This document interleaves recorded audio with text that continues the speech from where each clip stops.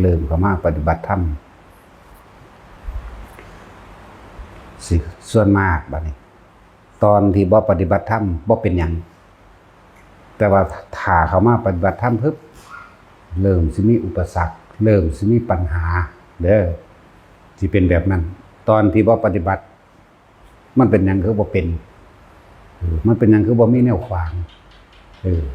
ว่าซั่นสิว่าบ่ทางไปสวรรค์มันรกแม่นบ่มันต้องมีอุปสรรคเป็นธรรมดา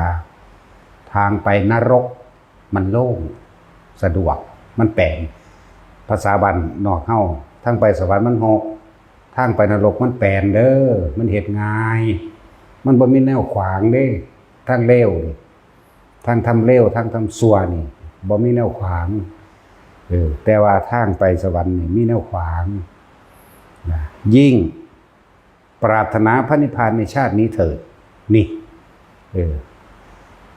ขอผลทานบุญกุศลกรรมดีที่ข้าพเจ้าทำนี่จงเป็นเหตุเป็นปัจจัยข้าพเจ้าได้ถึงซึ่งพระนิพพานในปัจจุบันชาตินี้เถิดนี่หนักกว่าเก่าสิ่งที่ขวางนี่ถึงขั้นเสียชีวิตเข้าใจว่าล่ะถึงขั้นเสียชีวิตพุ่นเด้บ่แม่นธรรมดาได้เครื่องทดสอบคนปฏิบัติธรรมตอนแรกก็ว่ามาทำปฏิบัติธรรมเพื่อบุญกุศลเพื่อสิให้ได้ไปสวรรค์หรือสร้างทางปณิพพานซื่อๆบ่ทันได้แม่นนิพพานในปัจจุบันชาตินี้เถิดบ่ทันแม่นเข้าใจว่าที่แรกอะถ้าเป็นแบบนี้ สิมีแต่คนค่อยขัดค่อยขวางนั่นเทพบุตรมารเริ่มแสดงตัวถ้าเป็นคนในครอบครัวเรียกว่าเทพบุตรมารผู้ขวางผู้ฆ่าความดีแต่เป็นผัวกับเมียขวางมั่งลูกขวางมั่งและญาติพี่น้องต่างๆสารพัดค่อยขัดค่อยขวางค่อยให้คำที่ว่าดูถูกเหยียดหยามเหมือนกับคนบวชส่วนมาก99%นี่ที่บอกว่าเบิดปัญญาทำมาหากินแล้วจึงไปบวชขี้ข้านบ่มีหยังนี่เหมือนกันเข้าใจว่าล่ะบัดนี้คนที่ว่ามาปฏิบัติมาฟังธรรมมาภาวนาเขาก็สิว่าไปต่างๆหน้าสารพัด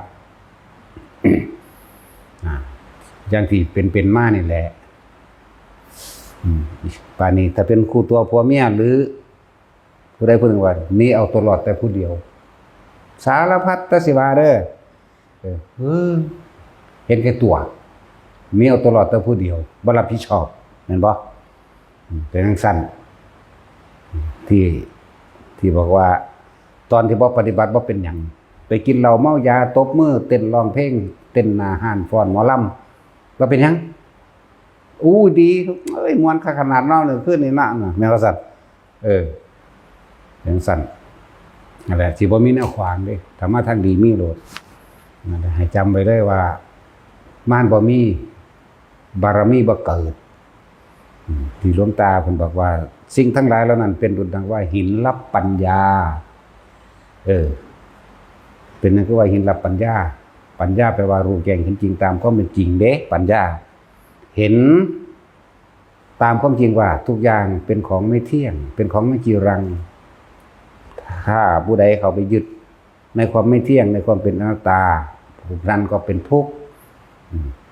นั่นแหละคำว่าปัญญาเห็นจริงตามความเป็นจริงสัตว์ทั้งหลายเป็นไปตามการกระทำของตนเองสัตว์โลกเป็นไปตามกรรมมั่งก็สิเห็นเหล่านี้เอิ้นว่าปัญญาเป็นหินรับปัญญา ดูแจ้งเห็นจริงตามความเป็นจริงนั่นแหละคำว่าปัญญาก็ดีย่อมมีสิ่งที่เขามาทดสอบทดลองว่าถ้าเขาว่าบัดนี้พวกภาวนาถ้าเกิดว่าไปเห็นนิดๆหน่อยๆเห็นแสงสว่างเห็นผีหรือเห็นอีหยังแวบๆเขาก็จะว่าบ้าเห็นว่าล่ะเขาก็จะว่าบ้าเป็นบ้าท่านแตก เนาะเรื่องสั้นได้บาดนี่เป็นบ้ามั่งท่านแตกมั่งบาดนี้ถ้าเกิดว่าบางคนเกิดไปรู้แจ้งเห็นจริงตามความจริงหรืออาจจะรู้อนาคตของคนอื่นเรียกว่ามีอนาคตสังสยานก็ว่าได้ ฮู้ว่าผู้นั้นสิตายฮู้ว่าผู้นี้สิเกิดอุบัติเหตุไปบอกเขาไปเตือนเขาเนาะ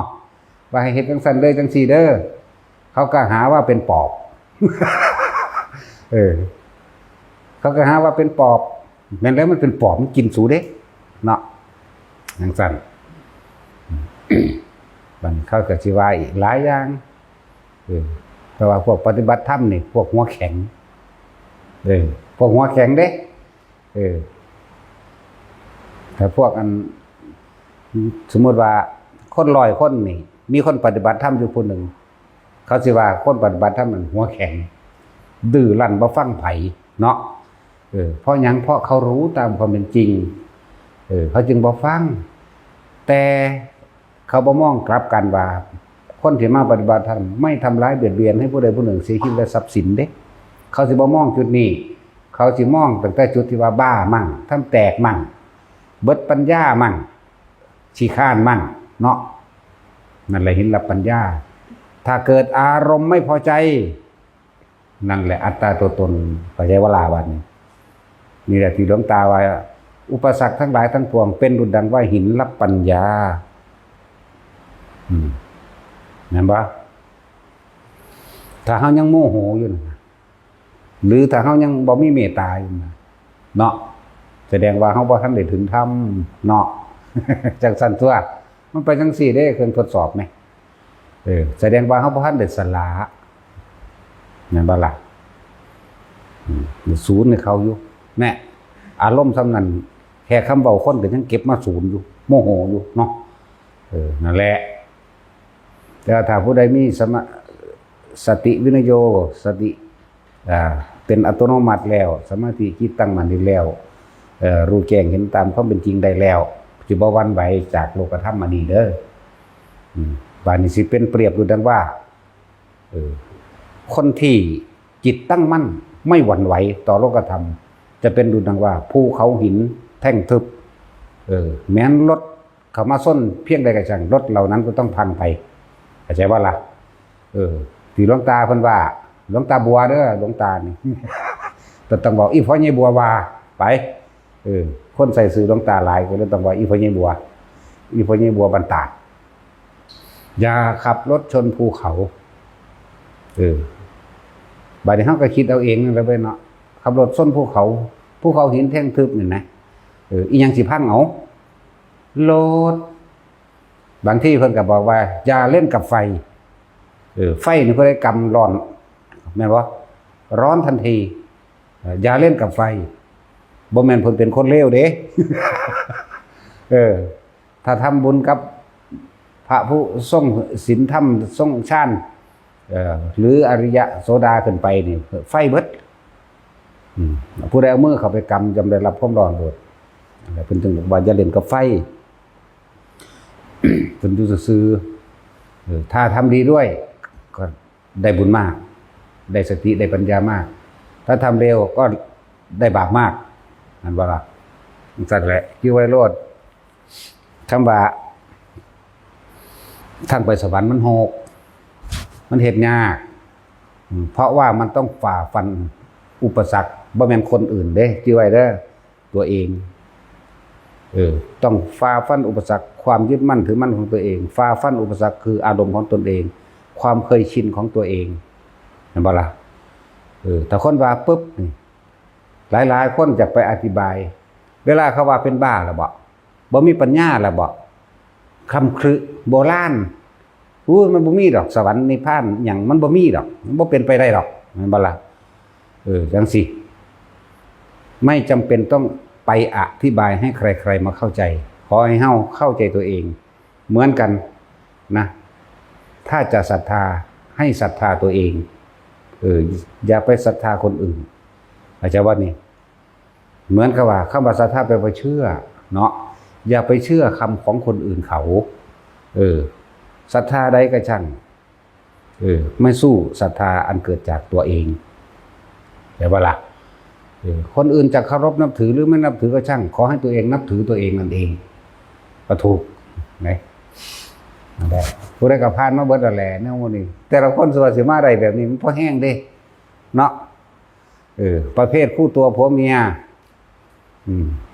คำว่าศรัทธาไม่เสมอความเชื่อหรือความเห็นต่างๆไม่เสมอกันทะเลาะกันตลอดแต่ผัวมาเมียกันแนะกันแหนแต่เมียมา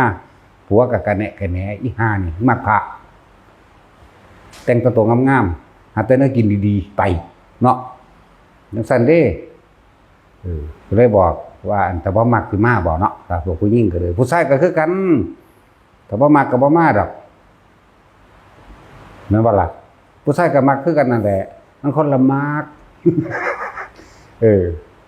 นอกพ่อใหญ่มักแวะทั้งสองเลยมักแวะเนาะสักหัวแน่อยู่ดอกว่าเด้เดี๋ยวสงกรานต์ก่อนจังเมื่อเด้อถ้าสิเมื่ออยู่นี่แหละแล้วเอาอีอ้วนไปทางใดล่ะมันอยู่บ่นี่มันสว่างได้แต่แต่มันบักอ้วนลูกพระเจ้านั่นแหละจักสิบักหรือสิอีดี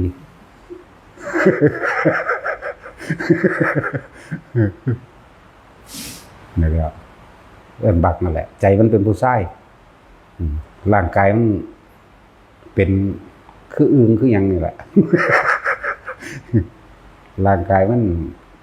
คือหมูเด้งไหม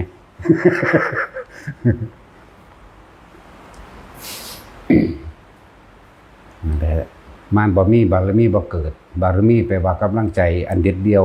อันเด็ดขาดอันมั่นคงเด้อต่อธรรมเด้เขาต้องเด็ดเดียวเด็ดขาดมันคงต่อธรรมเพราะความเจ็บความปวดความป่วยทั้งหลายแหล่บ่มีผู้ใดมารองรับความเจ็บปวดของเฮาได้เงินซื้อบ่ได้เด้เงินก็ซื้อบ่ได้เด้ความเจ็บปวดแม่นบ่ล่ะซื้อว่าบ่ให้ป่วยซื้อได้อยู่บ่ก็บ่ได้ซื้อความตายก็บ่ได้หลายคนเวลาเฒ่าแก่ชรามาแล้วเวลาอยากเข้าวัดนี่อยากฟังธรรมเลยหูก็บ่ดีแล้วตาก็บ่ดีแล้วล่ะนั่งก็ยากเจ็บนั่นเจ็บนี่เด้ถ้าเจ้าเป็นคนรวยเงินของเจ้าไม่อาจสามารถซื้อเวลาคืนได้นะแม้แต่เพียงเสี้ยววินาทีเดียวจะรวยเพียงไหนก็ช่างนั่นแหละเจ้าสิเสียดายเมื่อภายหลังจึงบอกว่าถ้าห้าสิปฏิบัติห้าสิเข้าวัดเขาว่าเอามาเฮ็ดละหน่อยซะความทรงจำแต่มันจำได้แต่ตะหน่อยคือเด่นหน่อยมันทองนั่นบทนั่นบทนี้มันทองได้แล้วสมมติว่ามันซึกไปบัด60 70มันมาบวชใหม่มันก็ทองอันเก่านั่นแหละมันก็ได้ง่ายมันสั่นแล้วพอดีเท่าแล้วเจ็บขาอันนั้นอันนี้เดี๋ยวก็ตรวจไปฟอกไตเนาะไปฟอกไตเนี่ยไปเบาหวานเนี่ยไปโอ้ยสารพัดจังสันจังสี่มีเบิดนั่นแหละเงินหลายๆนั่นคือซื้อเวลาคืนเนาะอย่าคิดว่าเงินซื้อยังได้ทั้งเบิดบ่ได้จังสันเขาก็ซื้อคนให้ตายแทนนั่นตัวเนาะซื้อตาสินน่ะบางรุ่นสิเอาอยู่บ่ไม่เอาแล้วเนาะตาสินเฮาเดี๋ยววันเมื่อนั้นก็สิตายเดี๋ยวมันบ่ตายก็สร้างต้นแล้วกับแม่เนาะเอาแมงโดนบ่นั่นแหละเป็นธรรมดามารบ่มีบารมีบ่เกิดทั้งไปสวรรค์มัน6ทั้งไปนรกมัน8มีความหมายเดียวนั่นเด้อฉะนั้นเฮาต้องมั่นคงยิ่งประเภทว่าขออันเป็นเหตุเป็นปัจจัยข้าพเจ้าได้ถึงซึ่งพระนิพพานในปัจจุบันชาตินี้เถิดนี่ถึงขั้นเสียชีวิตถึงขั้นต้องสละชีวิตเลยเข้าใจบ่ล่ะนิพพานอยู่ฝากตายนี่มันต้องขามความตายไปเลยเด้มันบ่ได้มีความหมายเด้ความตายเข้าใจบ่ล่ะก็จังซั่นแหละบ่เคยหูยินบ่สักกายทิฏฐิก็ตัดตายนั่นแหละมันสิไปตัดหยังตัวนี้แค่บ่ย่านความตายตัวเดียวนั่นแหละตัดล่ะบ่จำเป็นต้องไปอธิบายมากก็ได้หรอกสักกายทิฏฐิวิคิกิจฉาศีลพจตุปามาสยังว่าไปอันนั้นเป็นลำดับตัวอักษรอย่างว่า ความละเอียดละออคำว่าธรรมะนี่มันก็เหมาะสมแต่ละบุคคลได้ธรรมะบางอย่างธรรมะหยาบๆเหมาะสมกับคนประเภทหนึ่งธรรมะละเอียด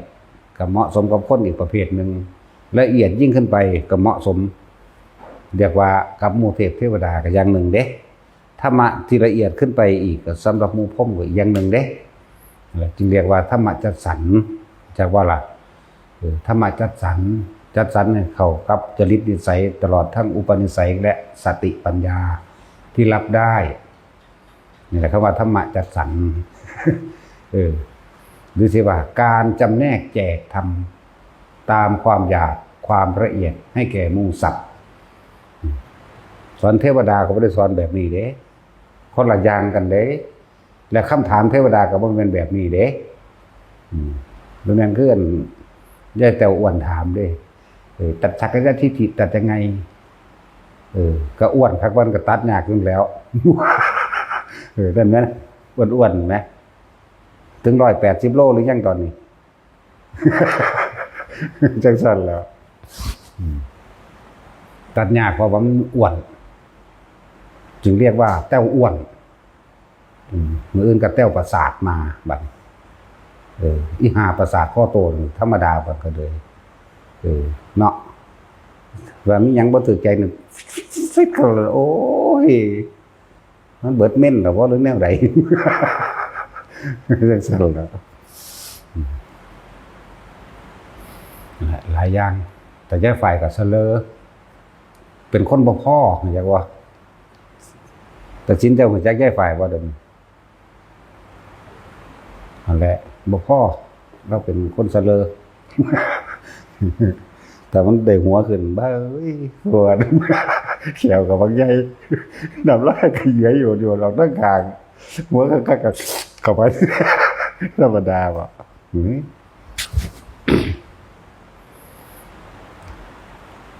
เดี๋ยวจะไปท้อถอยอุปสรรคนั่นแหละเป็นเครื่องวัดปัญญาจากบ่ล่ะอุปสรรคนั่นแหละเป็นเครื่องวัดความอดทนเครื่องวัดความเพียรเป็นสิ่งที่ทำให้เห็นความจริงของเราเองเรียกว่าปัญญาเป็นวัดปัญญาความจริงว่าเรายังยึดอะไรอยู่กับความไม่จีรังยั่งยืนจากบ่เฮายังไปยึดอีหยังอยู่เสียให้เฮาถูกเฮาสิไปยึดอีหยังกับมันนี่มั้ยนี่คือวัดอารมณ์เจ้าของเองเด้เข้าใจบ่ล่ะปัญญามันบ่ได้แปลว่ารู้แจ้งเห็นจริงมันบ่ได้แปลแค่ว่ารอบรู้ในกองสังขารเด้อันนี้ก็บ่ผิดเข้าใจบ่ล่ะบาลีเพิ่นแปลไว้ความรอบรู้ในกองสังขารเฮาก็แปลซ้ำให้ความรอบรู้ในกองสังขารตามความเป็นจริงสังขารคือเครื่องประกอบกันขึ้นเนาะบ่ว่าสิเป็นวัตถุภายนอกกายะสังขารประกอบไปด้วยดินน้ำไฟลมแยกย่อยออกเกสาโลมานะคัตตาประชุมมังสังนาหารูเอ็นอธิกระดูกอธิมันจังเยื่อในกระดูกนี่คือเอิ้นว่าประกอบกันขึ้นเหตุและปัจจัยทั้งหลายประกอบกันขึ้นเป็นธาตุทั้ง4สังขารนี่ก็แตกดับสลายเหมือนกันมันมีอายุของมันเนาะบัดนี้จิตตสังขารคือความคิดจากบ่มันมี2อย่างอยู่เด้อบัดนี้เพิ่นจังมาแยกรูปกับนามจะว่าละบาดรูปอันนี้เลยรูปร่างกายคนสัตว์สิ่งของต้นไม้น้ำเด้กายกับใจความรู้สึกจากบ่ล่ะ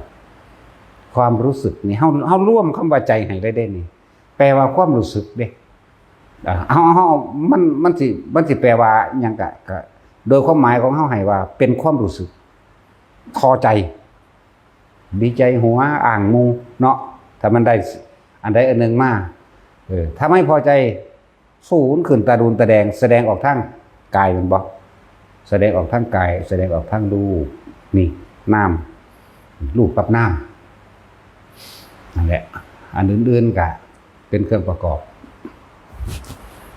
บ่ถือว่าเป็นตาหูจมูกลิ้นกายใจมันก็ไหลลงเข้ามาสู่คำว่าใจคือเก่าของตัวไหลลงเข้ามาสู่ความรู้สึกนี่แหละมันประกอบมาจากรูปคือร่างกายเนาะอายตนะก็ดีสิไล่ไปยังอายตนะนอกอายตนะในเนาะนอก6รูปรสกลิ่นเสียงสัมผัสร่างกายมันบ่ในเด้เวทนาสัญญาสังขารวิญญาณแม่นบ่จังซั่นแล้ววิญญาณหยังวิญญาณตาวิญญาณหูวิญญาณจมูกวิญญาณลิ้นวิญญาณกายวิญญาณใจความรู้สึกนั่น6นอกในบัดนี้ถ้าไล่ออกไปอีกก็เป็น แบ่งเป็นอดีตก็เคยเป็นเช่นนี้มาแล้วแม่นบ่สัตว์36ถ้าจะไปเกิดอีกแบ่งเป็น36ถ้าปัจจุบันก็36 3เป็นเท่าไหร่ไปสูตรคูณบัก36ดู108มันก็ชื่อเอาในบักหามึง เรียกว่าตันหา108 3 เป็น108แล้วจังซั่นแล้วสิไปว่าหยังเอาง่ายๆรถเฮาดับแมงในลมหายใจนี่แม่นบ่ยอดแห่งความรู้ยอดแห่งความรู้โดยกายสังขารโดยวจีสังขารโดยจิตสังขารคือรู้อนิจจังอนัตตารู้หม่องสุดมันเลยเด้นี่ยอดถ้ำมันอยู่นี่เด้บัดนี้ถ้าบ่เข้าไปยึดหยังจักอย่างระหว่างอนิจจังทุกขังอนัตตามันเกิดได้บ่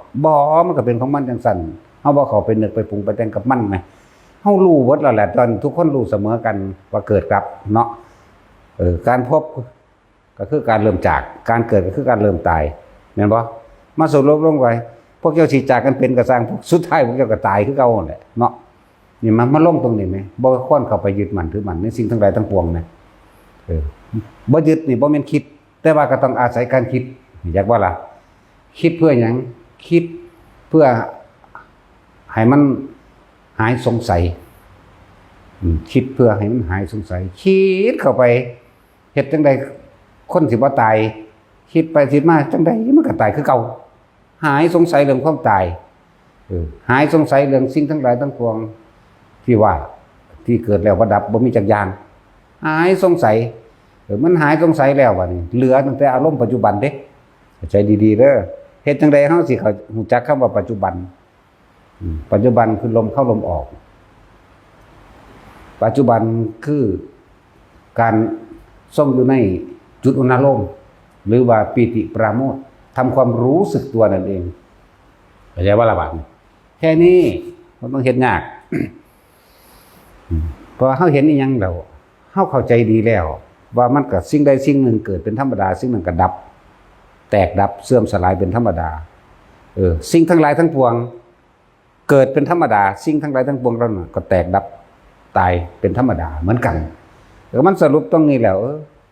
โอ้มันก็แค่นั้นแหละเดบาดนี่เห็นบ่ล่ะก็แค่นั้นแหละเห็นปั๊บมันก็บ่คิดแต่ว่าฝึกซะก่อนถ้ามันฝึกตรงนั้นแล้วมันบ่จับหยังซะเลยเด้บ่ได้ฝึกอีกบ่ปฏิบัติอีกบ่หาอีกเข้าใจบ่นี่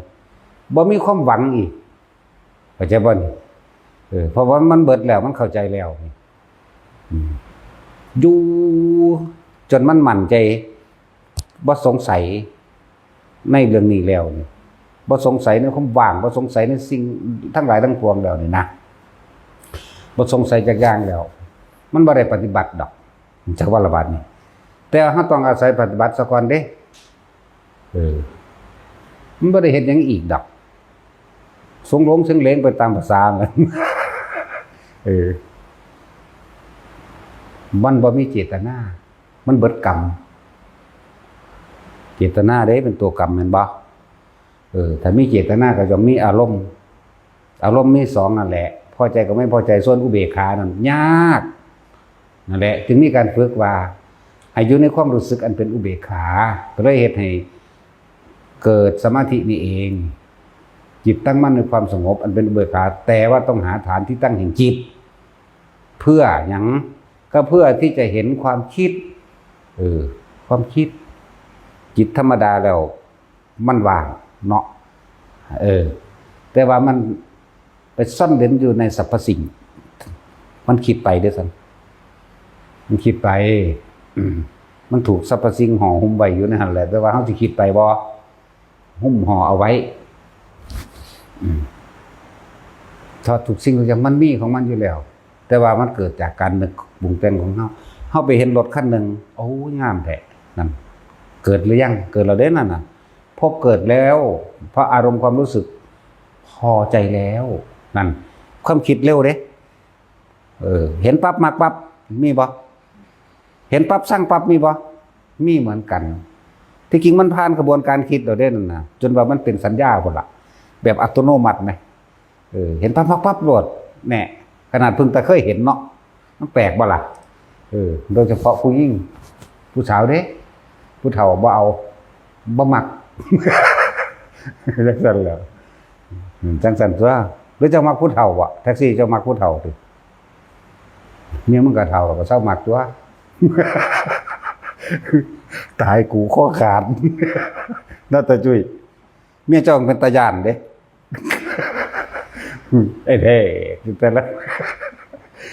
เจ้าต้องย่านเด้บ่ได้เจ้าต้องทำความเคารพเข้าใจว่าล่ะเงินหามาได้ก็ต้องให้เขาเด้อจะสิเน็บใส่กระเป๋าน้อยๆหม่องใดหม่องหนึงบ่ได้เด้ใส่ละมาบ่แล้วเน็บอีหลีเด้ เดี๋ยวบอกความลับให้ อันนั้นอันนี้ลักสิพับนี่น้อยลักสิเน็บไปหลังอีกอันนึงเด้อ จังซั่นเหรอนั่นแหละเงินหาได้ก็ให้เขาตัวเขาเป็นใหญ่ในครัวเรือนเห็นบ่ซั่นเพราะฉะนั้นสาระนะจะต้องทำความเคารพเขา เจ้าขี้ข้านไปหาซื้อแล้วกินเขาบ่ข้านเนาะ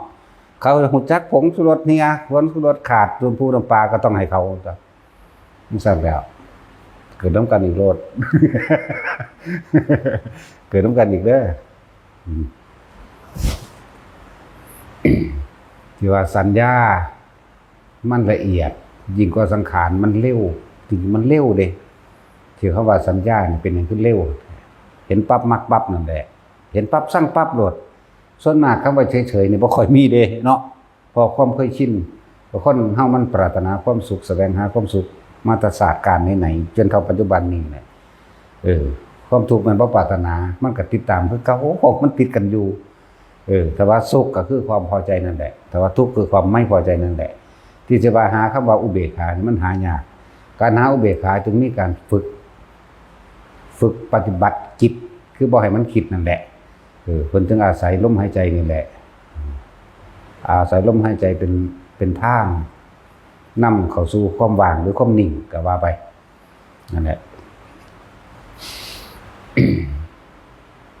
บ่แม่นของง่ายเด้อที่พวกเจ้าสิมาพบพอคนที่บอกวิธีทำได้เลย บอกวิธีทำเหตุแบบนี้ความรู้สึกแบบนี้เรียกว่าฌานที่1อันนี้ฌานที่2 3 4บ่แม่นของหาง่ายๆเด้อบอกความรู้สึกบอกสื่อบอกความรู้สึกได้ก็สิเปรียบเทียบนะคนที่ฝึกให้พวกเจ้าปลูกผักกินเองเป็นได้กับคนที่ถ้าไปหาเบิ่งอาหารอยู่ในตู้เนาะคนที่หาปลากินเองได้กับคนที่รอกินปลาจากผู้อื่นมันคนละอันกันเด้อไปทั้งใดก็บ่ตายพวกหากินเองเป็นมันบ่ล่ะพวกอื่นแต่รอถ้าให้ผู้อื่นเฮ็ดให้มันลักษณะนั้น บอกว่าบ่แม่นของง่ายดอกที่สิมีผู้สิมาว่าแบบนี้ไผบ่ย่องกูก็ย่องแม่งเอาเองก็ได้ตัว เรื่องสั่นตัวมีแต่คนด่าหลายเนาะด่าเท่าใดทั้งมาหลายเนาะ อีหลีแล้วตะกี้ว่าบ่รับแม่ซี่สั่นอากลากทีเดียวนี่เป็นเศร้าแล้ว ไหลก็บ่หนีได้บาดนี้ บ่รับว่าสั่นแม่งบัดนี้สิเป็นเศร้าแล้วกู เอาว่าแต่อย่าผิดกันถึงจังใดได้สั่นเนาะมันธรรมดาแหละบางใดมันเย็นเขาก็มาเบิดนั่นแหละบางใดมันเย็นซุ่มเย็นสงบเย็นในใจเจ้าของเองแหละยังว่าคับที่อยู่ได้เนาะคับใจอยู่ยากเด้บางใดมันบ่คับใจบางใดมันสิสงบเย็นดีซุ่มเย็นดีได้ความอบอุ่นดีเขาเข้าไปหาหม่องสั่นก็เนาะนั่นแหละเฮ็ดจังใดได้ คำว่าสัญญามันละเอียดกว่าเนี่ยเพราะว่ามันเร็วเหลือเกินที่จริงมันผ่านกระบวนการคิดนี่เร็วพึบโดดเห็นปั๊บมักปั๊บหรือว่ารถคันนี้สีนี้เห็นปั๊บมักปั๊บเห็นปั๊บบ่มักก็มีได้ล่ะเนาะมันทั้งมีเหตุผลแต่ว่าบ่มักรถยี่ห้อเดียวกันประเภทเดียวกันบ่ทุกสิ่งทุกอย่างแต่ว่าอันนึงสีดำอันนึงสีขาวเนาะแต่เห็นสีขาวเขามักสีขาวกูอยากได้แบบนี้กูมักแบบนี้ผู้นึงคันอยากได้สีดำแบบนี้โอ้ยสีดำมันเป็นอมตะมาว่าได้เนาะฟังตั้งผู้มักสีขาวเฮ้ยมันบริสุทธิ์ ว่าดิจักแม่นหยังนั่นแหละ ก่อนสิตั้งให้มันเป็นอุเบกขาได้มันพอแห้งอยู่เด้เห็นโดยบ่ต้องคิดนี่แหมอันใดจึงมีวิธีอันนี้เด้อนี่บอกว่าแต่ละคนน่ะเขาเจ้าสิเว้าคือจังอานาปานสติแบบนั้นแบบนี้ก็เว้าไปแล้วก็ไปสรุปยอดเอาเนาะแต่ว่าเฮานี่เริ่มต้นให้ทั้งที่กี้ลมเย็นอยู่นี่ ลมเย็นอยู่ในม้วนจมูกหูดังนี่ลมนี่สุดอยู่กระดูกอ่อนทั้งในนี่โหเด้เอาขนาดนั้นเด้เอาสูดลมเข้าไปเบิ่งซะก่อนพูดแล้วสูดเข้าไปเอาสุดนี่เด้อน่ะจะตามลมไปทางใต้ทางท้องเดี๋ยวจะตามมันเป็นภาระสูดลมเข้าไปนี่จับเอาลมของสุดกระดูกอ่อนในดังเฮานี่เด้อตอนออกก็ช่างมันจังซี่เฮาก็ว่าหายใจเข้าพูดเอาเย็นแค่นี้หายใจออกโทเขาพูดโทอย่างนี้บัดนี้มันสิมีความรู้สึกนึงเกิดขึ้นระหว่างกลางคิ้วเจ้าเด้อนิ่มๆน่วงๆนึบๆก็ว่าไปนี่ได้จังว่าสอนวิธีทำให้ทุกคนไปเฮ็ดเอาเองถ้าเฮาเบื้องต้นเป็นแล้วทำกลางถึงที่สุดเป็นหน้าที่ของเฮาสิเป็นผู้มีสติรู้ไปกับมันซื้อได้บาดนี้แต่บ่ล่ะนี่จังว่ามันยากอยู่บอกกี้เอาขนาดนี้หาบางคนก็มาด้วยความสงสัยเพราะว่าหยังบ่ถิ่มสัญญาแม่นบ่อาจารย์นั่นคือว่าจังซั่นอาจารย์นั่นคือว่าจังซั่นกรรมฐานมันมี40อย่างฟังไว้ดีๆแน่เขาเจ้าก็สอนเฉพาะที่เขาเจ้าถนัดแต่เฮาถนัดเบิดทั้ง40อย่างแต่ว่าอันนี้มันง่ายกว่าก็เลยเลือกเฟ้นหาสิ่งที่ง่ายก็จะว่าว่าปานนี้แล้วก็บ่ได้เกี่ยวกับจริตนิสัยแม่นบ่ล่ะบ่ได้เกี่ยวกับว่าอันนี้เป็นศรัทธาจริตอันนี้เป็นพุทธจริตราคะจริตโมหจริตโทสะจริตแม่นบ่ล่ะบ่ได้เกี่ยวกับจริตได้บัดนี้ขอให้เจ้าอยู่ในลมหายใจได้เถิดนาเป็นจังซั่นมันหลายเหมาะสมกับทุกคนทุกเพศทุกวัยพร้อมแต่สามารถทำได้ทุกที่อีกไม่เลือกการไม่เลือกเวลาขึ้นอยู่กับสติความเพียรของเฮาเองที่เฮาจะนึกเข้ามาสู่ลมหายใจทำให้บ้างทำให้บ่อยมันก็ชินของมันเองดอกคำว่าทำมากทำบ่อยบ่แม่นว่าไปนั่งเป็นทาเด้โอ้มื้อนี้กูสินั่งชั่วโมงนึงว่าซั่นนั่งคิดอยู่หั่นล่ะชั่วโมงนึงเนาะถ้าผู้ใดจับจุดบ่ได้แล้วนั่นน่ะว่างจิตบ่เป็นก็แค่นั่งคิดอยู่เฉยๆแถมสำกระดุกกระดิกนั่นนี่อีกเนาะเลยไปตายตัวอยู่ว่าต้องนั่งท่านี้หรือต้องเดินเท่านี้ชั่วโมงเดินชั่วโมงนั่งชั่วโมงยืนชั่วโมงก็ว่าไปอันนี้บ่เป็นผู้นึกถึงลมหายใจเข้าออกต่อมาแต่นึกถึงลมหายใจเข้าออกมันแล้วมันเกิดอุณาโลมเกิดขึ้นแล้วคืออาการปิติเฮาสิจับเอาจุดเดียวเฮาสร้างฐานมันดีแล้วอยู่ในฐานเลยขณะที่เราเดินไปเฉยๆหรือนั่งอยู่เฉยๆไม่คิดไม่นึกสิ่งใดความรู้สึกอันเป็นนิ่มนวลเกิดขึ้นระหว่างการคิวเป็นชั้นที่2ล่ะปีติสุขเอกคตาแม่นบ่ล่ะเมื่อคนเฮาถ้ามันปีติแล้วมันจิตมันสงบมันผ่อนคลายลงแล้วมันก็สุขทันตัวเอกะแปลว่าหยังแปลว่าหนึ่งเป็นผู้มีจิตตั้งมั่นอยู่ในอารมณ์ที่เป็นหนึ่งคืออุเบกขามันจึงตั้งได้นี่แหละคำว่าสร้างอุเบกขาก็เลยถึงแม้นว่าจะเป็นความรู้สึกอยู่แต่เป็นความรู้สึกที่กลางๆคนเฮาบ่ค่อยมีอุเบกขาตัวนี้ถ้ามันอยู่ตั้งมั่นเขาแต่มันก็ค่อยๆที่นี่ก็จะเห็นสิ่งทั้งหลายทั้งปวงเกิดขึ้นไหลไปตั้งอยู่นั่นแหละแดกดับเป็นธรรมดาโดยภายนอกก็เห็นแล้วโดยภายในคือความคิดเจ้าของนี่เฮามาจ่อตัวคิดได้เด้ตัวพระเกิดพระตายก็ตัวคิดนี่เด้แล้วก็เราแค่คิดไปในตัณหานั่นแหละคิดไปตัวใดคิดในความอยากของเจ้าของเองคิดไปตามอยากให้มันเป็นแบบนั้นแบบนี้อันนั้นอันนี้สารพัดถ้าบ่คิดเด้มันจะยังมาเกิดมันบ่คิดมันบ่มีอารมณ์เด้เป็นตัวภพเด้อแปลว่าถ้าคนตายในอุเบกขาตัวนี้ได้ก็เป็นภพอยู่เป็นภพอยู่แต่ว่าเฮาอาศัย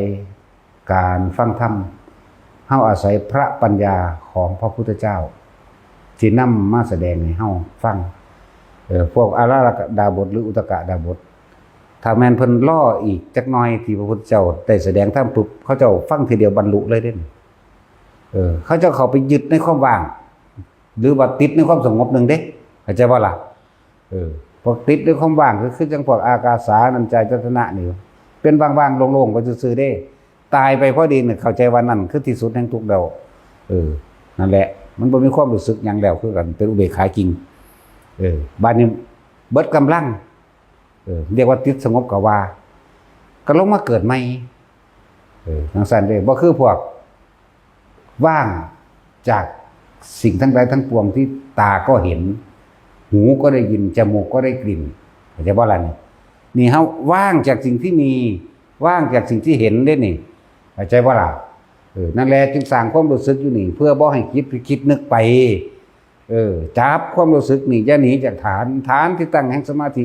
สำคัญมากเลยผู้ที่ฟังว่าองค์นั้นคือว่าจังซั่นองค์นั้นจังว่าสิมันมี40อย่างเพิ่นก็บอกไปตามเพิ่นถนัดผู้เพิ่นภาวนาพุทโธเพิ่นก็ตั้งไว้พุทโธนั่นแหละเป็นจิตหนึ่งเข้าใจว่าล่ะอย่าออกจากความคิดอันอื่นแม้แต่ไปคิดธัมโมแล้วมันก็เป็น2ของตัวแล้วนะเอาอันเดียวพุทโธก็อยู่กับพุทโธเลย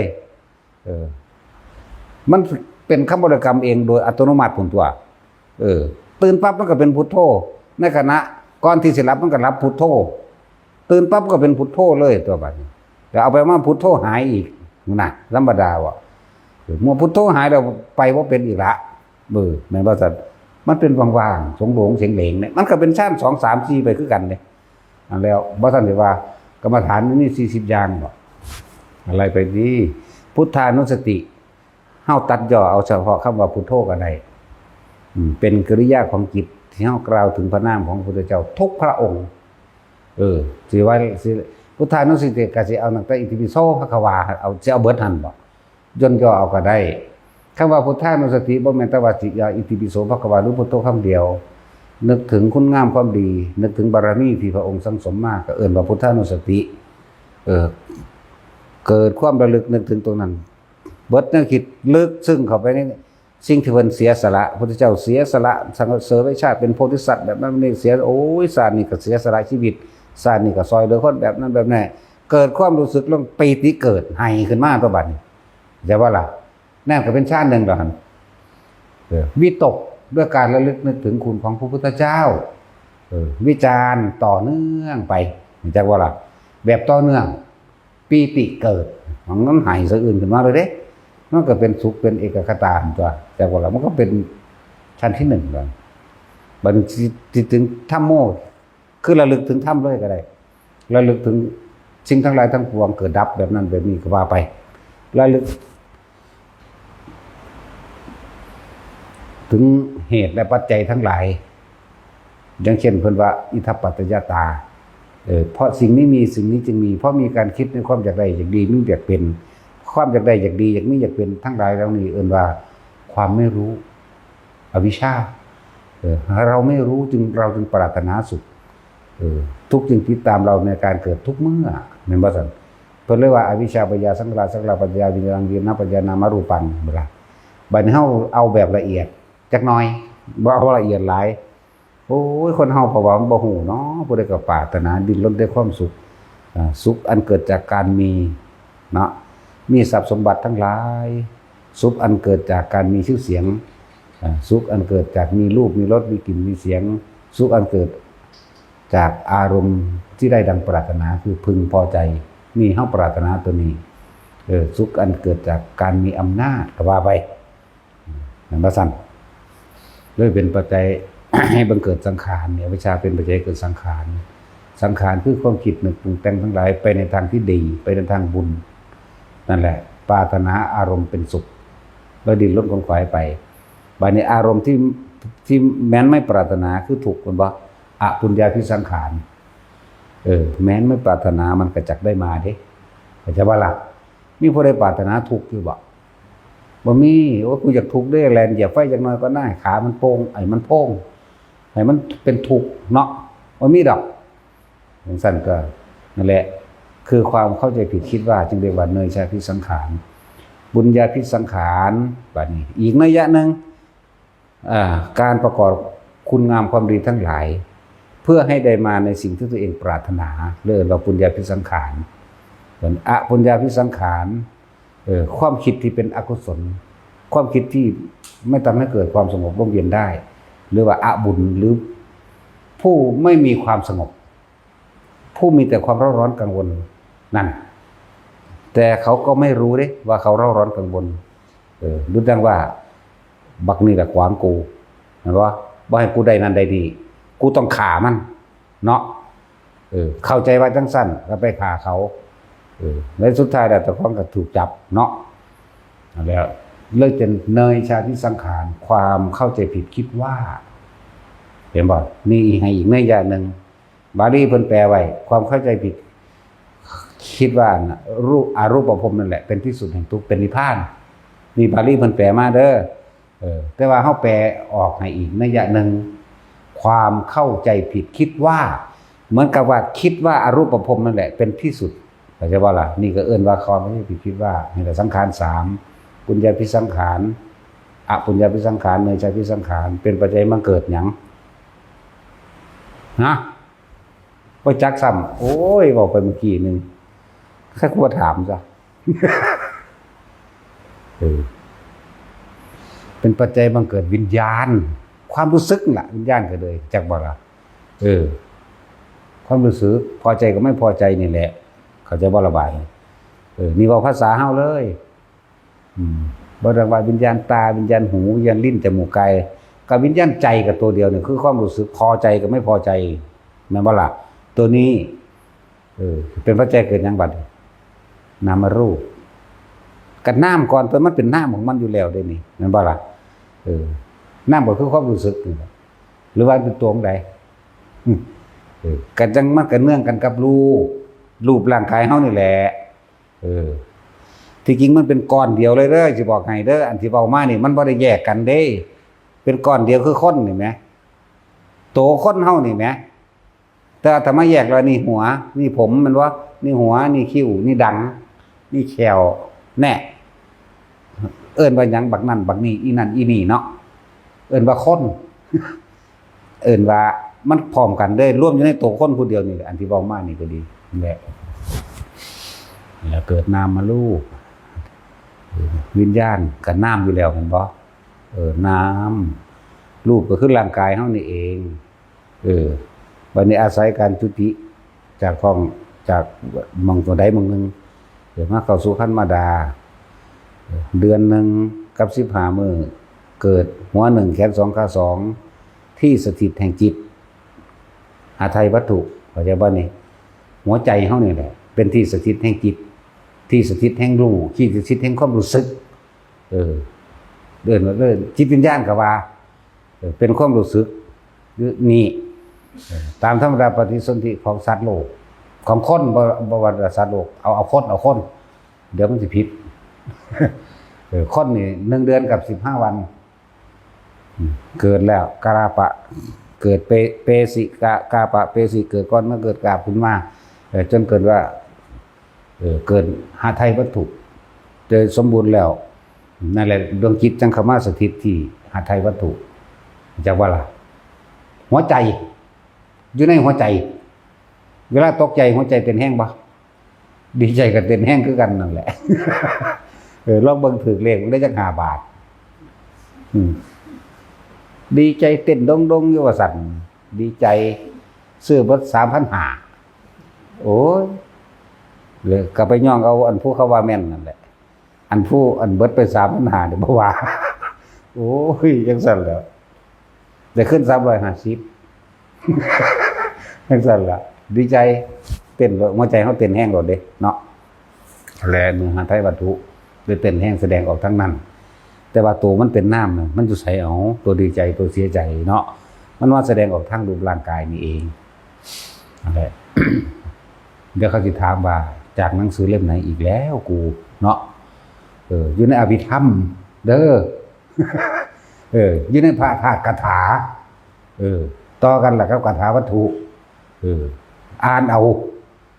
อยู่ในอภิธรรม7ไป อ่านเอาเรื่องบุคคลก็เหมือนกันอยู่ในพระพุทธบัญญัติเรื่องบาปบุญอย่างต่างกับธรรมสังคีนีเด้อหรืออ่านไปเบิ่งเอา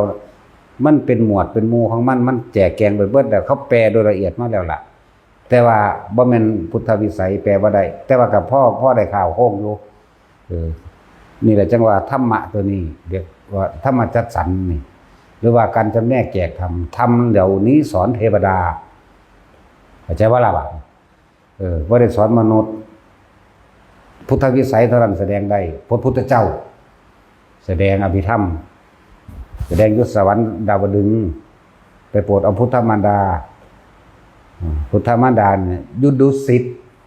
แต่ว่าเพิ่นขึ้นไปเนี่ยดุสิตเนี่ยถ้าสิเปรียบเทียบซื่อๆว่าเป็นคือเมืองหลวงของสวรรค์แล้วสิว่าเฮาบ่ผิดอีกนั่งอยู่ใต้ต้นปริจกะกำพลศิลาอาจแท่นพระอินทร์นั่งเวลาประชุมนั้นประชุมนี้จักว่า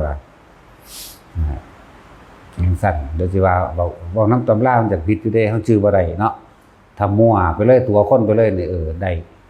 ว่าบ่จักหยังดอกสักลากตัวนี้ แม่นตัวสัตว์แม่นบ่สัตว์เขาใหญ่มากแล้วเจ้าว่าเจ้าฮู้จักติบ่ได้ฮู้จักหยังเลยนั่น ก็อีหลีนั่นแหล้วแต่ฮู้จักมาเกิดตายติก็มาเกิดตายเนาะ อย่างสั้นตัวนั่นแหละถึงบอกว่าถ้าที่พูดถึงถ้าผู้ใดรู้จักปฏิจจสมุปบาทอันนี้ก็รู้จักว่าเหตุแห่งรู้แจ้งแดงแตกฉานในปฏิจจสมุปบาทก็รู้วิธีการว่าสิดับการเกิดแบบใดหยุดเกิดแบบใดนั่นแหละนั่นแหละ นี่ว่าเป็นนามรูปออกจากท้องต้องออกจากท้องแม่มาแล้วจึงเป็นเหตุเป็นปัจจัยให้เมืองเกิดอายตนะนั่นบ่ล่ะออกมาแล้วเด้นี่เพิ่นเบิดเอาออกมาตะกี้มันอยู่ข้างในอยู่เนาะตัวแรกมันอวิชชาปัญญาสังขารสังขารปัญญาวิญญาณังวิญญาณปัญญานามรูปังเห็นบ่นามรูปบ่บัดนี้นามกับรูปนามรูปังสรายตนังหมายถึงอายตนะและสรายตนะก็เลยตาหูจมูกลิ้นกายใจอายตนะจึงเป็นปัจจัยให้มันเกิดหยังผัสสะก็เห็นนี่แหละเห็นกันเดี๋ยวนี้แหละเห็นแล้วมักเลยสร้างเลยนี่แหละเนาะได้ยินเลยมวนเลยบ่มวนเลยนี่แหละนั่นอายตนะเป็นปัจจัยให้เกิดผัสสะอายตนะกับตาหูจมูกลิ้นกายใจวันนี้อายตนะนอกอายตนะในก็มีเด้มันบ่ล่ะนอกกับตาหูจมูกในกับตาหูจมูกลิ้นกายใจนอกกับรูปรสกลิ่นเสียงสัมผัสรู้สึกทั้งกายก็จะบาระบาดทั้งสั้นแต่มันเห็นแล้วมันก็รู้สึกแล้วมันอย่างกับเวทนาทั้งตัวแม่นบ่สั่นเวทนาบ่ล่ะความรู้สึกพอใจและไม่พอใจและอุเบกขาเฉยๆแต่หายากเข้าไปเฉยๆนี่เอาเถอะหน้ายอมรับความจริงโดดไปก็ดีเฉยๆนี่หายากแต่ว่าเป็นตาสร้างก็สร้างโหลดแต่ว่าเป็นตาหักก็หักโหลดเนาะอันเวทนา3เวทนาก็เลยเป็นปัจจัยมาเกิดตัณหาคือความอยากแต่ว่าตัณหากับตัณหา3เพิ่นบอกไว้หลายเนาะกามตัณหาความพอใจในอารมณ์นะความพอใจในรูปในรสในกลิ่นในเสียงสัมผัส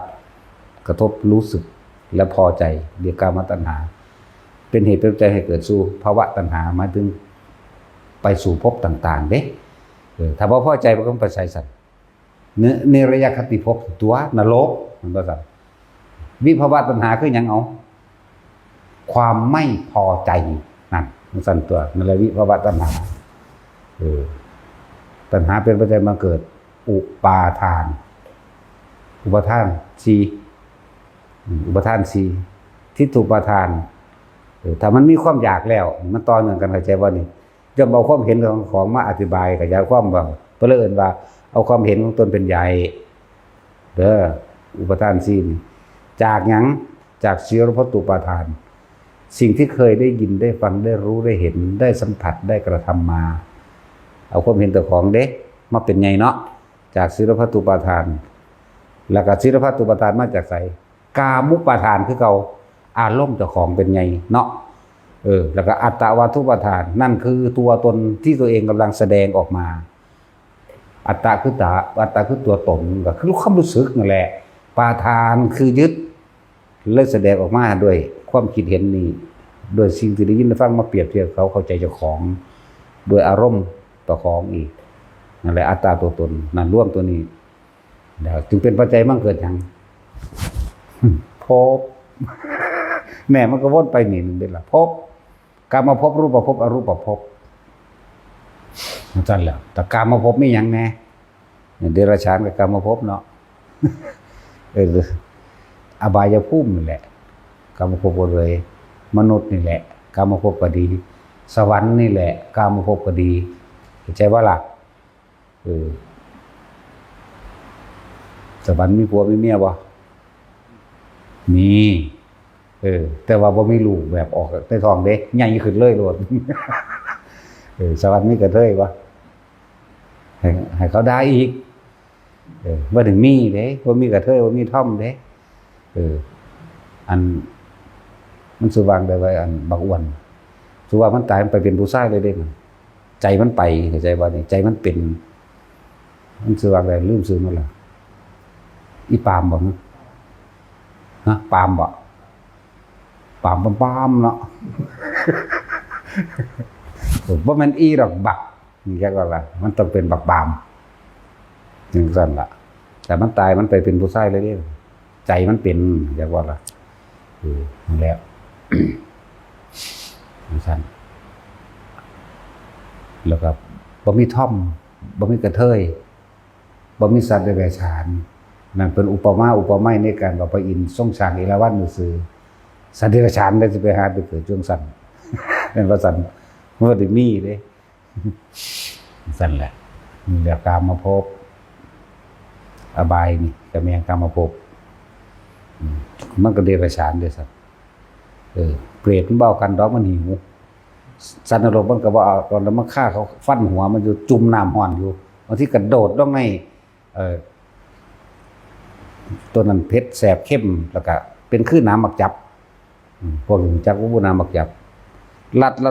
ดเกี่ยวต้องหัวลงหาตีนมันสิดึงของมันเองขาดเป็นท่อนๆเวทนาในนรกคนตีพ่อตีแม่เฮ็ดให้พ่อแม่เสียน้ำตาตามความเป็นจริงบ่แม่นเสียน้ำตาแบบแถลงเอาจักว่าล่ะพ่อแม่หาลางคนก็แถลงเอาดิว่าธรรมดาเด้อีนี่แหละคุณอีแห่นี่แล้วก็หันหลังให้ก็บีบน้ำตาให้อีสิโอ้ยเจ้าของลงเอาเองนั่นน่ะบ่แม่นเด้อสิบอกให้สั่นแหละเวทนาในนรกมุนมันเป็นปัจจัยกามภพถ้ารูปภพเด้ก็พวกสมชาตินี่แหละรูปภพนั่นบ่ล่ะนั่นแหละนี่คือเรียกว่ารูปภพถ้าอารูปภพเด้ก็ทรงชาติในอารูปแค่นั้นพวกเขาไปติดในความว่างจะสิว่างแบบอากาศก็สร้างจะสิว่างแบบความรู้สึกนี่บ่มีที่สุดก็สร้างจักบ่ล่ะวิญญาณัญจายตนะนี่เขาสินึกเด้ความรู้สึกนี่บ่มีที่สิ้นสุดนึกไปปุ๊บไปของเขาเด้แล้วอากินจัญญายตนะบัดนี้สั่นแหละวิญญาณก็บ่มีหมดสุดจังซี่เด้เนวสัญญาจะว่ามีก็ใช่ไม่มีก็ใช่ได้บัดนี้มันแปลกประหลาดเนาะลักษณะนั้นแต่ว่าเขาบ่นิยมดอกเด้ออารูปนะเฮ็ดเป็นโพดประสานสั้นเขาบ่สอนแนวนั้นเอาแค่ชั้น1 2 3ก็บรรลุได้แล้วจากบ่ล่ะสมาธิในฌานในสมาธิปัญญาในสมาธิปัญญาในฌานก็มีเป็นหยังสิบ่มีพลิกนิดเดียวเท่านั้นเองที่แรกก็ให้มันนิ่งซะก่อนมันนิ่งแต่มันก็เห็นสิ่งทั้งหลายทั้งปวงควรไปแต่ว่าเฮาก็นิ่งอยู่เห็นว่าความมีเกิดแล้วความมีกระดับบ่มีหยังแซ่อยู่ซั่นตลอดบ่มีหยังคงที่ดอกเนาะสิ่งใดเกิดสิ่งนั้นดับแม้แต่โลกนี้เกิดโลกนี้ก็สิดับอายุมันยืนยาวกว่ากันซื่อๆเด้เอาคิดเบิ่งว่าภูเขาเป็นลูกอยู่เขาก็ยังขุดได้เกิดดับบ่ซั่นน่ะอยู่สระบุรีมันยังเท่าใดล่ะมันหลายบ่มันซั่นแล้วกรมป่าไม้เป็นรักษาไว้นั่นด่าพวกนี้อีกแล้วรักษาไว้นั่นรักษาไว้ถ้าขายเด้พวกไม้นั่นบัดนี้ก็สัมปทานหินไปเฮ็ดปูนเนาะ วาดชาวบ้านชาวเมืองไปหาพอได้เฮ็ดฟืนโคตรแมงหาจับเบิดเอาโลดมาสีแมงเอ้ย ได้อีกเป็นหยังมันสิบ่แม่นเด้อนี่พ่อกับแม่นปลูกไว้บ่แต่มันทันเกิดก็เลยเนาะล่ามใส่พวกนี้อีกเป็นผู้ใดบอกแม่มึงไล่พากูออกจากป่า พระพุทธเจ้าสอนเขาป่าให้ไปอาศัยป่าเงื่อมผาภูเขาไล่บางใดบ่มีพระอยู่น่ะห่างทิ่มเด้เกี่ยวกับความมั่นคงของชาติได้สิบอกให้เด้อพวกเฮ็ดกับศาสนาพุทธศาสนาเป็นสถาบันหนึ่งของชาติพุทธศาสนาพระมหากษัตริย์เป็นสถาบันหนึ่งแต่สถาบันที่ถูกทำลายมากที่สุดคือพุทธศาสนาแม่นบ่ล่ะไผอยากว่าจังได๋ก็ว่าลูกหมาจังได๋ว่าก็ว่า ลูกหมูลูกเป็ดลูกไก่ลูกเก้าอีหาใดมันอยากวางได้มันก็ว่าเนาะ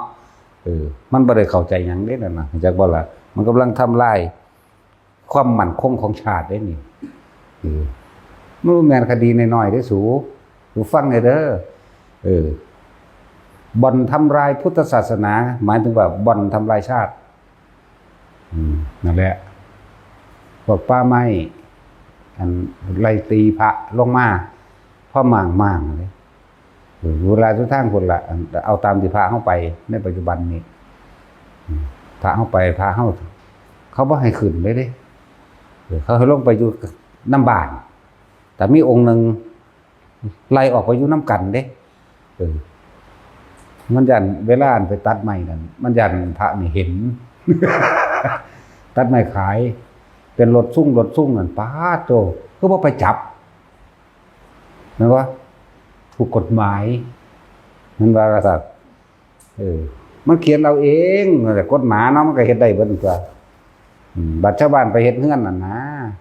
เขาเฮ็ดแต่เฮ็ดพ่อเฮ็ดเฮือนอยู่เขาก็เซาดอกเขาบ่ได้ไปขายต่างประเทศดอกเนาะเขาบ่ได้เข้าโรงงานแปรรูปดอกเขาบ่ได้ไปสัมปทานทั้งใดดอกโอ้ยบอกมันศูนย์ล่ะเอาขี้มนกเข้าตัวหนึ่งดึงเงื่องปากมันขึ้นตัวหนึ่งมีงานดีๆถอนปึ๊กออกบอกว่าต้องถอนแห้งแต่ถอนซาๆค่อยๆดึงดึงสั่นแหละจะเขามีโรคอยู่ดวงเดียวปวดแขวบ่ได้มีโรคอื่นเด้ปวดแขวมันเคยเห็นมาบ่มันปวดแต่แขวถอนสิเบิดล่ะดึงสั่นแหละบาปกรรมอันนี้ล่ะมั้งปวดแต่แขวแนวอื่นบ่มีแต่ปวดแขวก็สิแม่นจริงติว่าไปถอนแขวพวกกันฆ่าพระอันธโมคคัลลาจวน500ว่าซั่นมันบ่พอ500ดอก30กว่าคนนึงผูกขามันก็ดึงขึ้นทั้งมันบางที่ก็ให้เขาตีเล็กคือเบ็ดเกาะเขาฟ้าตีนดึงขึ้นมั่งบัดนี้เอามีดน่ะปาดหนังตกเตะๆลงมาเอาเกลือหวานใส่พ่อมื้อนี้บักนี้เฮ็ดไปเรื่อยๆแต่กี้มันมีแล้วได้คีบนกเข้าไงดึงแก้วมันดึงซ่าแล้วดึงจนว่าออก มือละเหลี่ยมดึงสุบักนั่นแหละเพราะแต่ว่าพระพุทธเจ้าสิเสด็จกลับจากเบื้องเวสาลีแล้วเอาฝังลงดินครึ่งนึงบัดนี้ขุดหลุมฝังลงดินครึ่งนึงแล้วเอาสร้างมาไถผิดไถหน้าคือเฮาบักใหญ่ๆนี่แหละผิดเดียวดอกไถทั้งหน้าเด้บ่ไถทั้งหลังเด้เป็นแถวมาตาพุ่นล่ะแถวยาวมา32คนนั่นแหละไถปุดมาแล้วเบิ่งบักสุดท้ายมันห้องก่อนที่สิตายนั่นแหละเฮาเลยถือผ้าทองบ่แม่นโลกเด้มันต้องเป็นจังซั่นแหละมันใส่สิบาปกับอันนี้ละมั้งเนาะบาปกับบาปตัวโคตรแม่กูขาแมงได้อีกคือเก่าเด้ผมว่าเฮ็ดกับพระกูตกนรกกูก็ตกกูบ่ญาติอยู่แล้วว่าแต่จะมาเฮ็ดกับพระเนาะจริงแล้วคือเขาถึงมาไล่นี่เอาแม่รถถังมากูก็เอาจรวดใส่คือกันสั่นแล้วพูดถึงว่าพระพุทธเจ้าทำนายไว้แล้วอันเรื่องป่าไม้มีเจ้าของนะเป็นนังเฮาสิบ่รู้แต่ว่าก็อย่างนึงก็คือว่าก็เป็นหินรับปัญญาของเฮาเหมือนกันนั่นแหละหินรับปัญญาอย่างนึง แต่ว่าปัญญาเอาตัวรอดเฉพาะเพียงผู้เดียวเฮาบ่เฮ็ดเฮาต้องนำคนไปให้ได้เข้าใจว่าล่ะแล้ว ว่าแต่ละคนนั้นคนที่เข้ามาปฏิบัติธรรมย่อมมีอุปสรรคเบิดนั่นแหละถ้าผัวกับเมียมานำกันเรียกว่าศรัทธาเสมอกันมีความเห็นตรงกันเนาะศรัทธาตรงกันศีลตรงกันปัญญาตรงกันเนาะมีความเป็นอันหนึ่งอันเดียวกันมันสิมีตัวหนึ่งดูทั้งในคือเก่าเด้คือสมชายนั่นแหละ สมชายกับอีแววยังกับอันอีแววว่าถ้าป๋าจะบวชกับพวกพี่ก็ได้นะแต่สมชายเดี๋ยวจะโอ้ยยังเลยเดี๋ยวเด้ปากขาวเลยแต่อีลีนั่นแหละตามันเบิ่งเป็นหยังเนาะแม่นบ่อีแววมึงให้ผมบวชอยู่แต่ว่าผมบวชบ่ได้อยากว่าอะไรสั่นตัว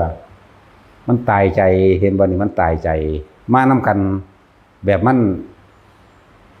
นค่ายกังวลเกี่ยวกับว่าถ้าเมียอยู่ผู้เดียวเขาจะไปขโมยของบ้านไหมเนาะ เขาจะไปอันนั้นอันนี้ไหมหรือมันจะเอาผัวใหม่ไหมเด้มันจะไปหันเด้ตัวดึงจักว่าล่ะอันตัวอื่นๆบ่ปานใดดอกอันตัวจะไปเอาผัวใหม่นี่ที่ตัวมันดักกว่าหมู่ตัวนี้ละจักว่าล่ะก็อีหลีนี่แล้ว มันสั่นแล้วตอนอยู่นำกันบ่เป็นหยังเด้ลองหนีจากกันเบิ่งเด้อมึงเอ้ยบัดนี้หาเล่าร้อนขึ้นมาโลดแล้ว เอาขนาดว่าบวชอยู่นี่เมียก็อยู่นำก็สร้างเป็นคือเก่า สิภาษาหยังก็บ่อยู่ไกลๆเนาะเห็นบ่สมชายบอกว่าตัวมึงอย่าตายใจเด้อว่าเห็นว่าบักน้อย สุดแรกได้50มื้อสุด2ได้60มื้อตอนอยู่นำกันบ่เป็นหยังไม่เป็นไรตลอดชีวิตละว่าเด้ ตอนบวชอยู่เมียก็อยู่มันก็เฮ็ดครัวนั่นนี่ก็เหลียวเห็นอยู่บ่เป็นหยังสบายใจอยากบ่ล่ะเพราะถ้าเขาหนีไปบะ15มื้อนั่นเท่านั้นแล้วไว้บาทเอาแล้วบาทนี่ผมจะเป็นห่วงเขาว่าละบาท โอ้ยบักกาวเอ้ยสุดนี่ได้60มื้อ สุดนั้นได้50มื้อสุดนี้ได้60มื้อสุดต่อไปอาจสิได้70มื้อเนาะ80มื้อไปเรื่อยเอาจัก7เทื่อมันมีอยู่หลักนะสมัยพุทธกาลก็บวช7เทื่อจังบรรลุอรหันต์ได้มีอยู่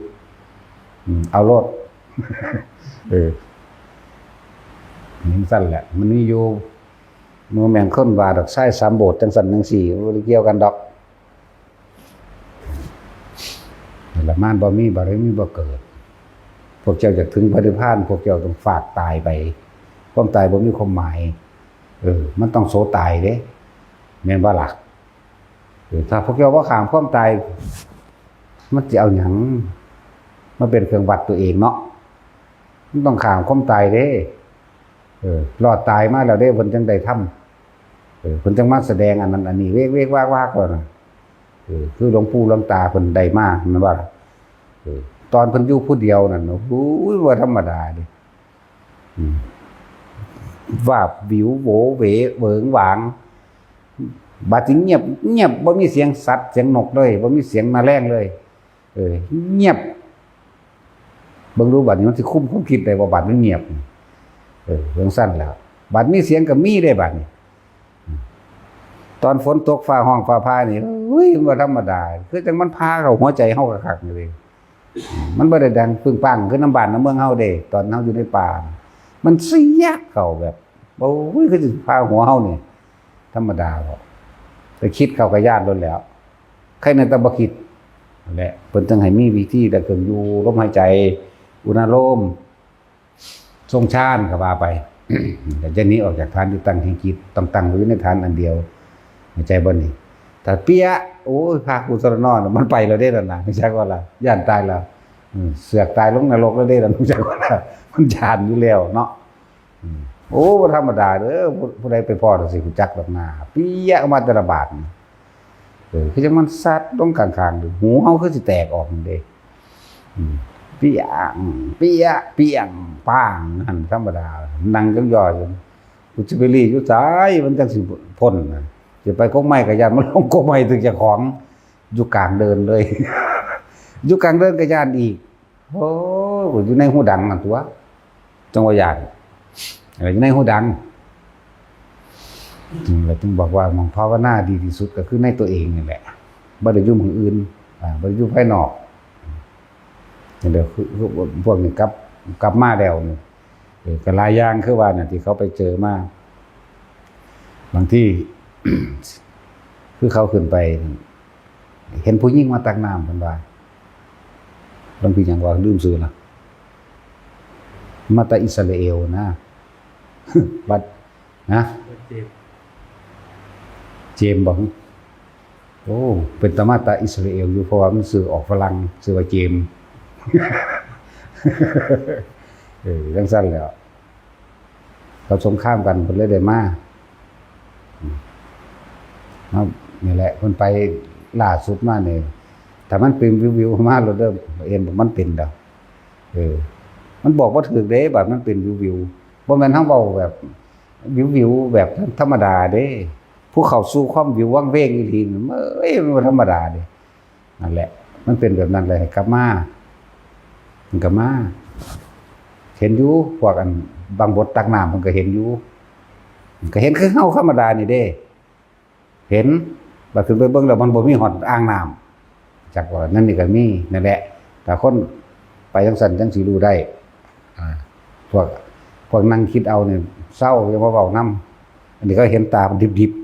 ๆบ่แม่นตาสุก ตาเปาๆเพราะว่ามันเป็นหยังเขาเคยเห็นเขาว่างคิดเป็นกลางเขาทรงชาญเขาอยู่กับความรู้สึกอันเป็นหน้าร่มเขานั่นแหละบัดสิเห็นมันก็เห็นเราเองมันบ่มาดอกถ้าคิดออกมันบ่เห็นโลดมันเป็นจังซั่นและมันสามารถรับรู้ได้ตามความหยาบความละเอียดมาตักน้ำอีหานั่นจังเป็นยังด่าเขาเนาะมันก็คงยินด่าแมงโลดแต่ผู้งามอยู่แต่เพิ่นก็ฟ้าวหนีที่ล่ะบัดหันไปบ่มีล่ะจังซั่นแหละมันมีอยู่แต่ว่านาโมก็เห็นตั้งแต่ปีขาเดียวนั่นแหละผีก้องก้อยดำดอกอันนั้นร้อยเข้ากำแพงอันนั้นมันต้องอยู่โดนๆมันต้องอยู่ผู้เดียวไหมทำคล้องนะบ่ทันได้มีผู้ใดยินเสียงกลองอยู่แสดงว่ามันพากันภาวนาดีเนาะที่มันมีสื่อมาจังซั่นน่ะคือมันมีเสียงคลองดังออกมาจากภูเขาอันนั้นเวลาวันศีลวันพระนี่แม่นละมุ้ยมาโลดล่ะโอ้โหกับของเขาเคยอยู่เป็นหยังเขาสิบ่เคยไปว่าซั่นสิว่าฮู้จักประวัติมันบ่เลยตั้งชื่อว่าวัดถ้ำคลองมันซั่นแล้วมันเบิดนั่นแหละตั้งตามเสียงมันก็มีวัดถ้ำกองเพลกะตีกองเพลนั่นแหละตึงนั่นแหละตะกี้เขาจะตีของแรกเด้เรียกว่าล่ะเริ่มวัดถ้ำกองเพลตึงมุ้ยล่ะแต่สิมันเคยตีบ่เนาะถามนี่ก็บ่ได้จักอย่างคนที่ไปภาวนาจะสิเข้าใจได้แนวนี้ทั้งหลายทั้งปวงนั้นล้วนแล้วแต่เป็นเครื่องทดสอบทดลองเฮาเบิดเข้าใจว่าล่ะโอ้ยเดี๋ยวเขาจูงเฮาลงไปเบิ่งทองคำหังคักตัวเป็นแต่เอาคือหยังตัวจะจับฮอดงัดใส่ยามให้มันเด้เอากูบ่ได้มาหาแนวนี้ก็โยนถิ่มฮอดเอาตีนเคี่ยวพุ่นตัวอุปสรรคจังซี่โลดแล้วมีแนวมื้อนี้เยอะบัดมันสิคอยอ้อยเข้าไปพุ่นเด้บัดนี้พระพุทธรูปทองคำจังซี่โอ้ยพวกข้าน้อยอันอยากขอสร้างบุญสร้างกุศลนำขอให้ได้ออกไปประดิษฐานตามนั้นนี่สั่งน้ำบัดน้ำบ้านแหน่ผู้ใดเข้ามากราบไหว้เคารพบูชาผู้ขาพวกผู้ขาสิพอได้บุญได้กุศลนำขอโมทนานำแหน่ยัดใส่ให้คนได้บ่ธรรมดาเลยโอ้ยกูบ่เอาดอกเดี๋ยวนี้แม้กระทั่งพระธาตุต่างๆเด้อันนี้พระธาตุพระปัจเจกเด้นี่เป็นพระองค์พระขึ้นมาแบบนั้นแบบนี้ยัดเอาบ่กูเฮ็ดเอาก็ได้ภาษาธาตุน้ำกูทั้งหลายสิกระดูกกระเดี่ยวเนื้อหนังกูเต็มอยู่คือกันวางอยู่เด้มันเป็นการทดสอบทดลองเด้อว่าแม่ของจริงเด้อยู่ลงเอาเด้นี่แล้วโอ้ยตั้งแต่เฮาบ่อยากได้ก็ยังเสด็จมาเองก็ยังมาอยู่เพิ่นละตาเฮาเฮ็ดมนต์ดบแล้วพ พระธาตุเฮาก็จะไปไว้ทั้งในนั่นแหละไว้ในมโนพระใหญ่เฮานี่แหละแต่เสด็จมาเองก็มาแต่ว่าบ่ผู้เฮ็ดเอาก็ได้เอาบอกจริงๆเด้นี่คนเอามาก็เอามาเองก็เอามาจะว่าหาวิธีเสียไปพุ่นนั่นแหละสำหรับภูมิพระธาตุถ้าเจ้ากราบอยู่ผู้เดียวก็ได้ชื่นชมผู้เดียวนั่นแหละถ้าผู้อื่นได้กราบนำเจ้าก็พอได้อานิสงส์นำคนมากราบนั่นแหละจังว่าเป็นสั้นคือว่าเขามาจากอากาศจังซี่เขามาถวายนี่แหละเขาว่าเพื่อให้คนเคารพกราบไหว้พอต่อไปคนจะมาหลายเขาว่าบ่เขาว่าแล้วว่าตัวเขาเองน่ะว่าอยู่เดี๋ยวนี้ก็เลย แต่ว่าเขานั่นจักเขาใดเนาะบ่มีใครเห็นนำนี่แล้วถ้าเว้าตัวคนนี่แบบตัวง่ายๆเด้เชื่อเด้ถ้าเว้าแนวจังซี่เนาะแต่สิมึงเชื่อบ่ แต่จุ้ยเชื่อบ่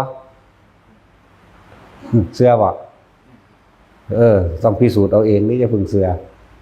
เห็นบ่เนาะกูสาดนี่ตายก่อน สั่นแล้วนั่นแหละมาเท่าใดก็สร้างบัตรสุดท้ายเฮาเฮ็ดแล้วในมณฑปกันประดับประดาเฮาก็เชื่อไว้ให้คนเคารพกราบไหว้นั่นแหละเฮาบ่อยากได้เนาะของเฮาก็หลายอยู่แม่ก็เบิ่งนั่นนี่เต็มโตอยู่นี่แม่ธาตุก็เลยแม่นว่าซั่นธาตุดินธาตุลมไฟกันไปเผามันก็เป็นทันตัวเนาะบ่ได้เป็นแก้วคือเขาเด้เป็นดิน เพิ่นว่าเป็นคือของเพิ่นเด้เป็นดินดังสั้นแล้วเราบ่ได้อยากได้ดอกเฮ็ดเอาเองก็ได้แต่ละคนก็เฮ็ดเอาเองก็ได้แต่ว่าล่ะแต่กี้เพิ่นก็บ่เป็นตัวเพิ่นก็ยังเป็นเนาะเฮามีวิธีอยู่แม่เฮาก็เฮ็ดเอาตัวบ่ได้อยากได้ก็เฮ็ดเอาตัวเฮาบ่อยากได้ ดังสั้นแล้วแต่คนที่เอาพวกอันบ่ว่าสิเป็นคนนำมาเป็นของพระเก่าพระหยังก็แล้วแต่เฮาบ่อยากได้พระเก่าพระยกพระแก้วพระธาตุหยังก็แล้วแต่พระบรมสารีริกธาตุและอรหันตธาตุก็ตามบ่อยากได้อยู่แล้วก็สิเอาไปประดิษฐานไว้คนเคารพกราบไหว้ในพระใหญ่เฮานั่นพระแก้วใหญ่คือสิมีองค์เดียวนี่ก็ในโลกนี่ใหญ่สุดแล้วหมายถึงพระแก้วอันนี้เด้บ่แม่นพระอิฐพระปูนเด้จักว่าล่ะนี่แหละ จะไว้นี่ส่วนที่ว่าเสด็จมาเองก็เข้าไปในที่ต่างๆตามองค์เพิ่นหมายถึงว่าถ้าเกิดว่าถ้าเป็นกระดูกไหปลาร้าก็เข้าไปอยู่ในไหปลาร้านั่นแหละแล้วเป็นสิเป็นกระดูกแขนกระดูกยังเข้าไปอยู่ในแขนเพิ่นโดดสิคั่นเมี่ยง เข้าไปเอาเองโลดเฮ็ดเป็นอยู่ผู้เฮ็ดเป็นเด้เฮาเฮ็ดบ่เป็นเด้แล้วแต่จังซั่นแล้วเอาสมาทาน